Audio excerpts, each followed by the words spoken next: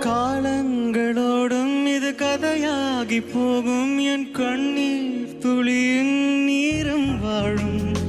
தாயாக நீதான் தலை கோத வந்தால் உன் மடி மீது மீண்டும் ஜனனம் வேண்டும்